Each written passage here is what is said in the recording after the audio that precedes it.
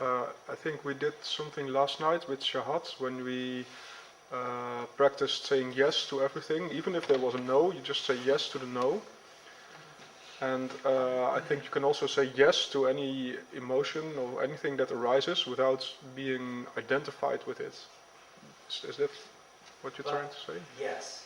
And I don't think any of us can really have a final answer for this. For me, because I've been in this question, and it's just a constant action inquiry, Bell Torbert's words, which is witnessing embodiment.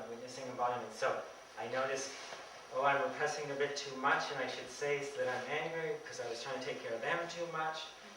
And then, so I notice that. As soon as I notice it, then I try to adapt and be more flexible and change and maybe express it more, and then I maybe overcorrect and express it too much, and so we're constantly just living in this question, and many questions.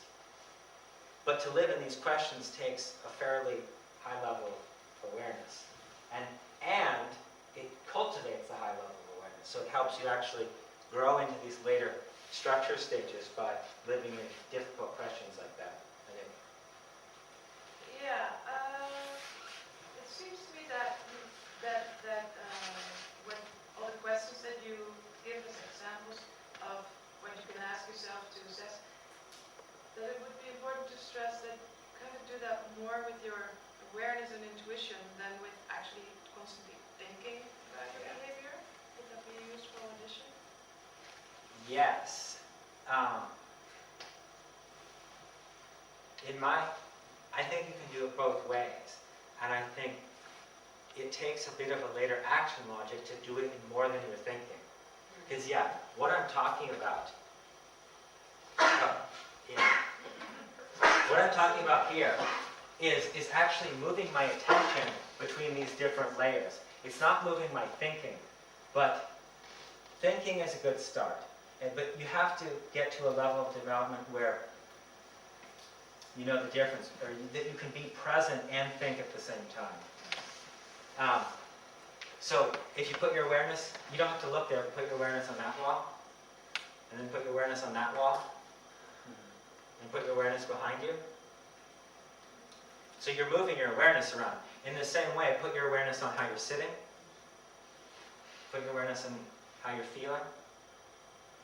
So that's just, first we were moving our awareness around the right-hand quadrants, and then we moved our awareness within ourselves, first our upper right and then our upper left. So it absolutely is about moving awareness, but if you're using thought to do this, that's a good start. I think it's training wheels. So yes, we better keep moving, but... One short thing. Okay. My association is the wise father who knows what his kid needs. Sometimes it needs an either thing, sometimes it needs more. So it's something like that. Embodiment of wisdom. Yeah. But I don't see anything, thinking about it is also good. But it's just going to be much slower than actually moving your awareness around. So, creative agility.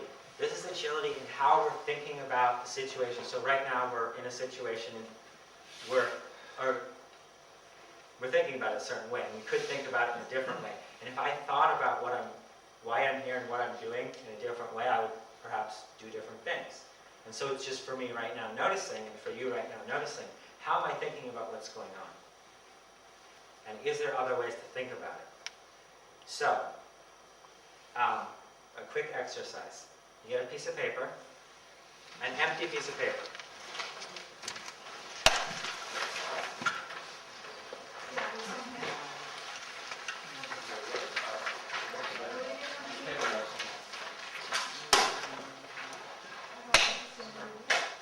And what you're going to do is you're going to make something called a theory of action.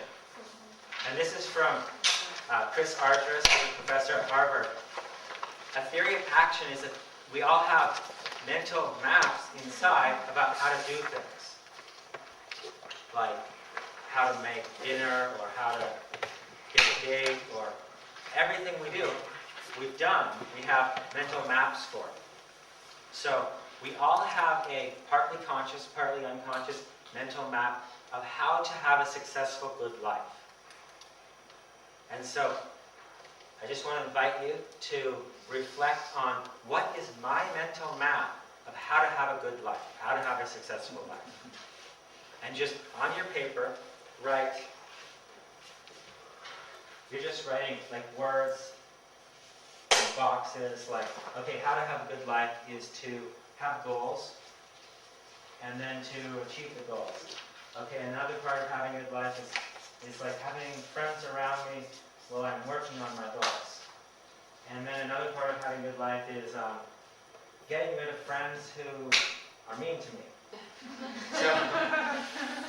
So try to draw a process diagram of how you actually try to have a good life. So go ahead. Is that this is just the beginning of an ongoing reflection about what your conscious and unconscious map is of how to have a good life. And what I would do if we had more time is, but you have more time, we all have more time, we have the rest of our lives, is to show our maps to other people and to check them out. Because other people will say, you're thinking that this causes this, or that doesn't make sense to me. That seems like an unfounded assumption. So other people can help you reflect and see how to improve your map and give you more perspectives on your map. Do we have a little bit of time for that now? Sure. Well, no. You have a little bit of time at lunch.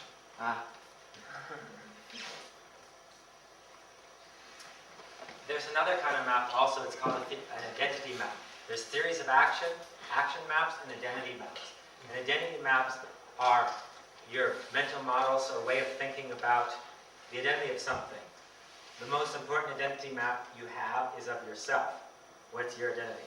You also have one for like, what's a dog, and what's a tree, and what's my partner or my boss, who are they?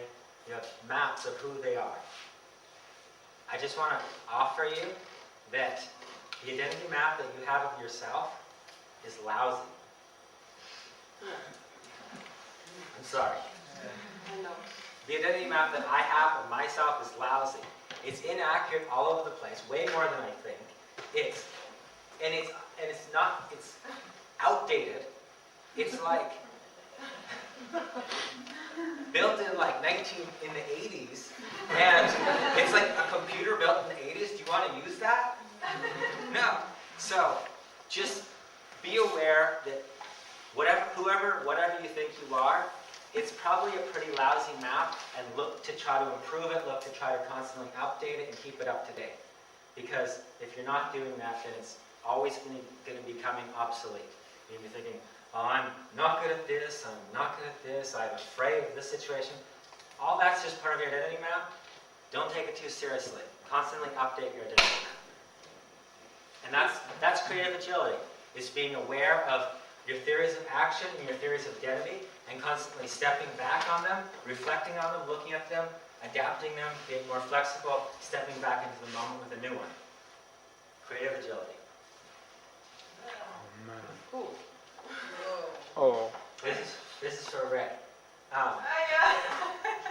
man. This is how we're living. Oh, God. And so, creative agility on the systemic level would be stepping back and thinking, is this really how we want to live? Is this photoshopped or is this real? I don't know. It's master. I just found the picture, I'm not sure. So that's creative agility. And you can have creative agility on personal level, organizational level, global systemic level.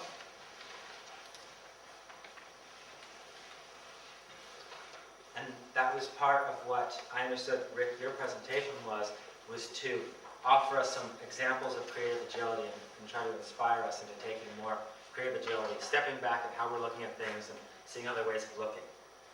So the third one we have is stakeholder agility. perspective